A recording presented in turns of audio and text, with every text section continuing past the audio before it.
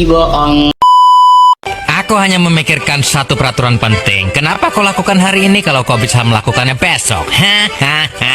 Few moments later.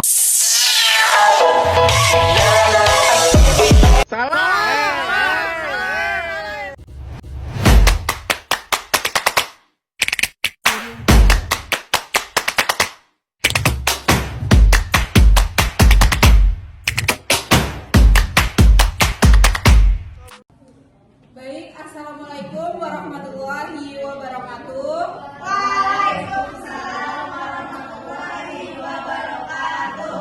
Perkenalkan, kami dari kelompok 1 yang beranggotakan saya sendiri Umi Aziza, ada Hervina Putri dan Ahmad Riansah. Nah, di sini kami akan mempresentasikan pajak penghasilan PPh Badan. Baik, yang pertama akan dijelaskan oleh saya sendiri. Jadi definisi pajak penghasilan badan menurut Priscila tahun 2020, pajak penghasilan PPh badan dikenakan pada wajib pajak sesuai dengan Undang-Undang Nomor 36 Tahun 2008, yaitu subjek pajak dalam negeri yang merupakan badan usaha yang didirikan atau bertempat pada kedudukan di Indonesia. Selanjutnya ada pengertian pajak penghasilan badan. Pajak penghasilan badan adalah pajak yang dikenakan terhadap penghasilan yang diterima atau diperoleh wajib pajak badan selama 1 tahun pajak.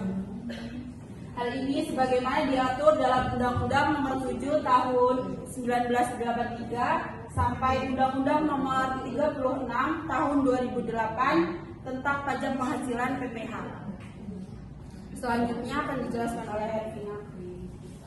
Subjek pajak penghasilan badan atau subjek PPh badan adalah setiap badan usaha yang diberikan kewajiban untuk membayar pajak baik periode bulan maupun tahun dan disetor ke kas negara. Jadi di sini maksudnya subjek pajak badan itu perusahaannya yang harus membayarkan pajak. Jadi di sini ada 2 subjek, seperti subjek pajak dalam negeri dan subjek pajak luar negeri. Jadi pajak dalam negeri itu yang memiliki perusahaan di Indonesia seperti kayak PT, CV. Terus yang kedua itu subjek pajak luar negeri. Yang di luar negeri itu seperti perusahaan asing, tapi dia itu memiliki penghasilan dari Indonesia, atau kayak Indonesia itu memberikan promosi dari luar negeri, jadi itu harus membayar pajak juga. Objek PPh badan adalah penghasilan yang diterima atau diperoleh badan. Jadi yang ini penghasilan dari perusahaan badan tersebut. Jadi semisal tadi PT yang tadi itu kan membayarkan dari perusahaannya, kalau ini hasil dari perusahaannya yang harus dibayarkan.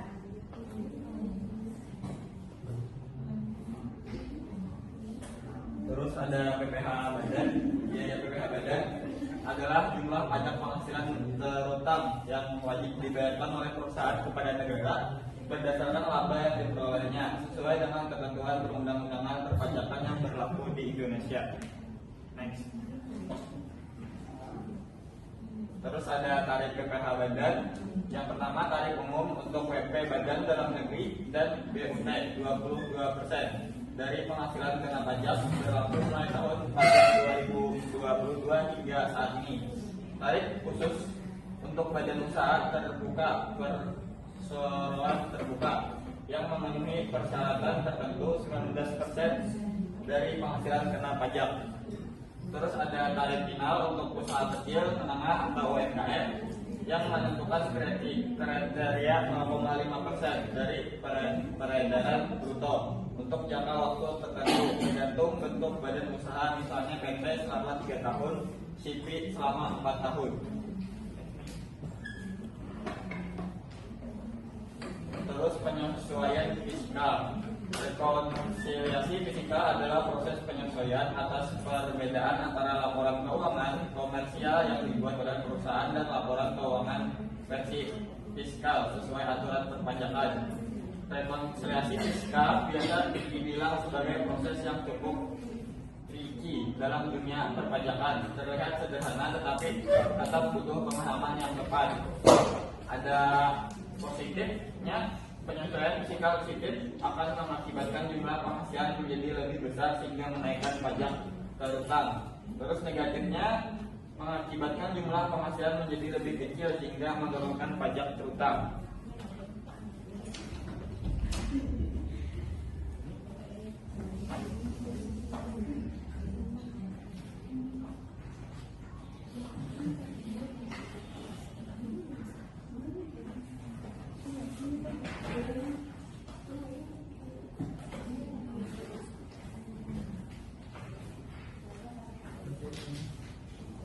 Jadi di sini ada perhitungan PPh terutang.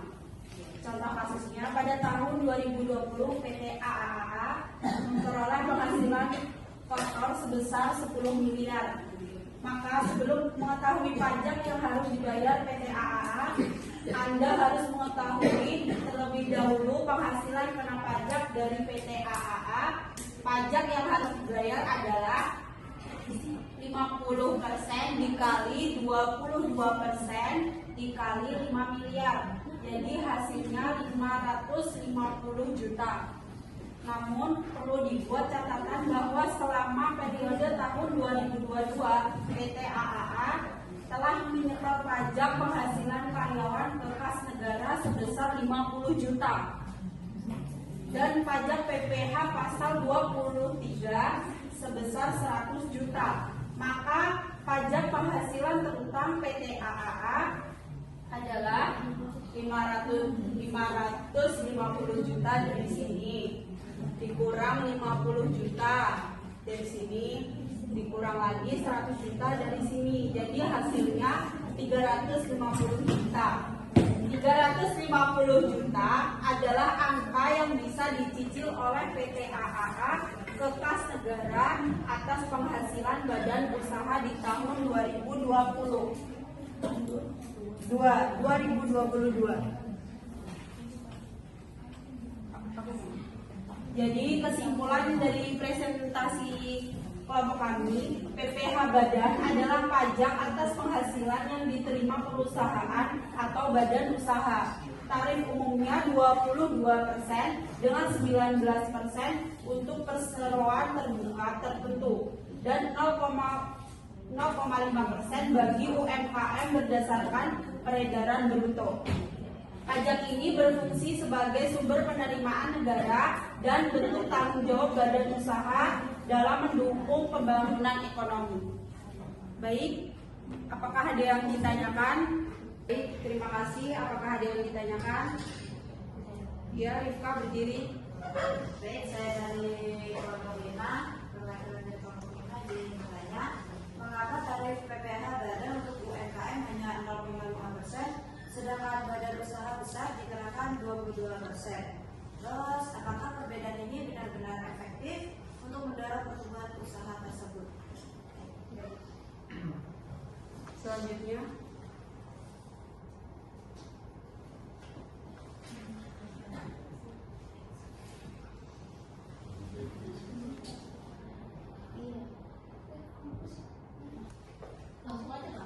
Siapa yang mau bertanya? ya Audina. Udah pulang ya namanya edit. Aku berdiri. Perkenalkan, nama aku Audina Setia dari kelompok 3. Pertanyaannya, bagaimana penerapan rekonsiliasi fiskal dapat mempengaruhi keakuratan laporan keuangan dan beban pajak perusahaan? Nah, terus tantangan apa yang akan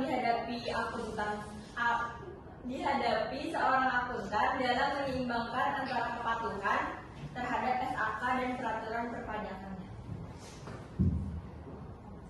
Iya. Oke, terima kasih. Saya Ayunya Aisyah dari perwakilan kelompok 2. Apa perbedaan antara penghasilan yang dikenai PPh dan penghasilan yang bukan objek PPh? Jadi saya ingin menjawab pertanyaan dari Ayuni. Jadi ke pertanyaannya tadi, apa perbedaan antara penghasilan yang dikenai PPh dan penghasilan yang bukan objek PPh? Jadi jawabannya itu penghasilan yang dikenai PPh itu seperti orang yang mendapatkan penghasilan dari dia bekerja. Jadi dia, misalnya dia dapat gaji atau upah, jadi dia itu berhak membayarkan pajaknya. Terus kalau penghasilan yang bukan objek PPh, yaitu jenis penghasilan dari penghasilannya tuh dari kayak diberi gitu, nah diberi dari hasil warisan kah atau pemberian dari orang tua, jadi dia itu tidak berhak membayarkan pajaknya. Apakah bisa dipahami Ayuni? Bisa. Terus saya ingin menjawab pertanyaan dari Rika tadi yang mengapa tarif PPh badan untuk UMKM hanya 0,5% sedangkan badan usaha sebesar dikenakan 22%. Serta apakah perbedaan ini benar-benar efektif untuk mendorong usaha kecil? Jadi PPh badan UMKM sebesar 0,5% ini diberlakukan untuk usaha kecil yang berkembang dan tetap memiliki modal kerja yang cukup. Sedangkan untuk tarif 22% badan usaha besar diterapkan karena mereka memiliki kapasitas finansial yang cukup besar penghasilannya. Jadi kebijakan perbedaan tarif ini bertujuan untuk mendorong formalitas usaha kecil agar UMKM mendaftar dan melaporkan pajaknya kepada pajak setempat. Yang kedua, memberi ruang tumbuh sehingga laba yang seharusnya untuk pajak bisa dipakai untuk ekspansi usaha. Yang ketiga, meningkatkan daya saing UMKM terhadap pasar.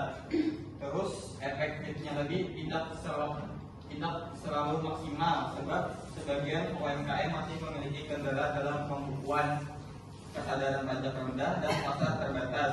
Jadi meski tarif pajak itu rendah, dapat membantu pertumbuhan usaha tetap bergantung juga pada faktor lain seperti akses permodalan, pelatihan manajemen, dan dukungan pemasaran. Selamat paham?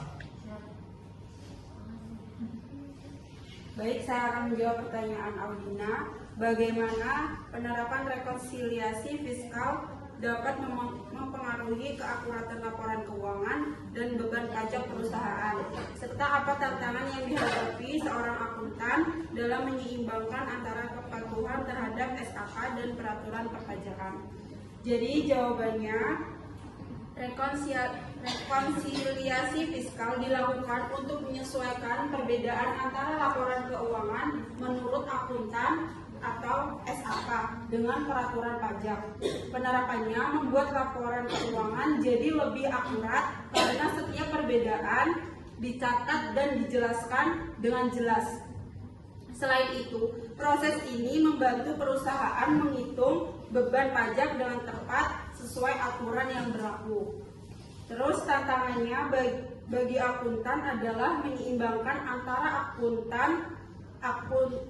antara aturan akuntansi perpajakan dan pajak yang sering berbeda, misalnya dalam pengakuan biaya atau penyusutan aset.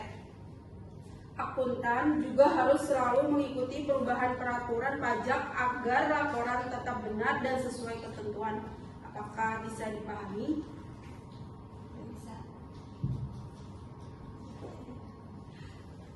Sekian presentasi dari kelompok kami. Wassalamualaikum warahmatullahi wabarakatuh. Waalaikumsalam.